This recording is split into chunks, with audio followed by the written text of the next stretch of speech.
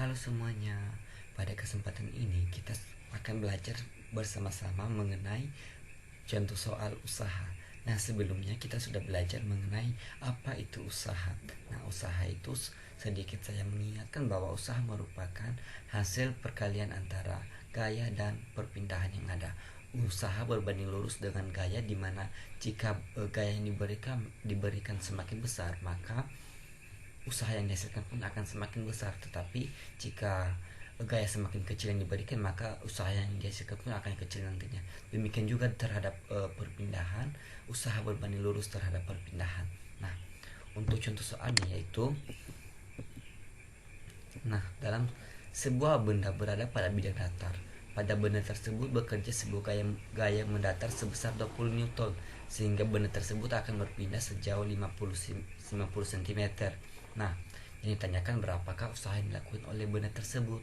Nah, cara mengerjakan seperti soal ini yang langkah pertamanya itu kita terlebih dahulu menulis apa saja yang diketahui dan yang akan ditanyakan. Nah, dalam soal yang diketahui itu yang pertama adalah gaya sebesar 20 Newton.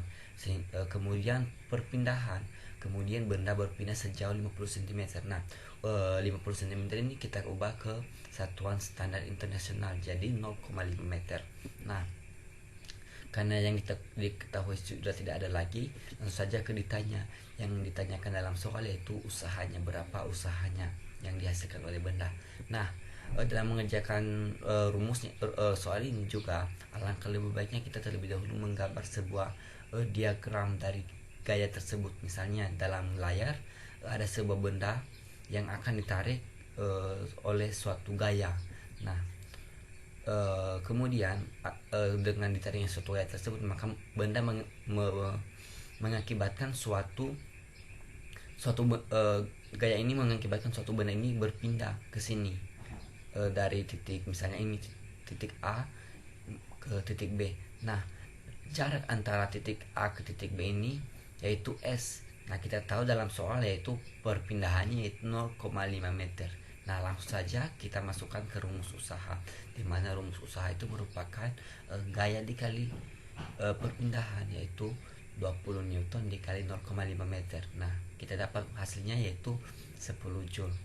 Jadi usaha yang dilakukan oleh gaya tersebut adalah 10 Joule. Nah, sangat gampang bukan?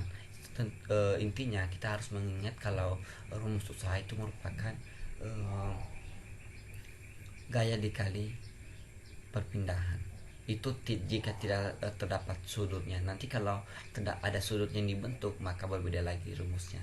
Sekian dari saya, terima kasih.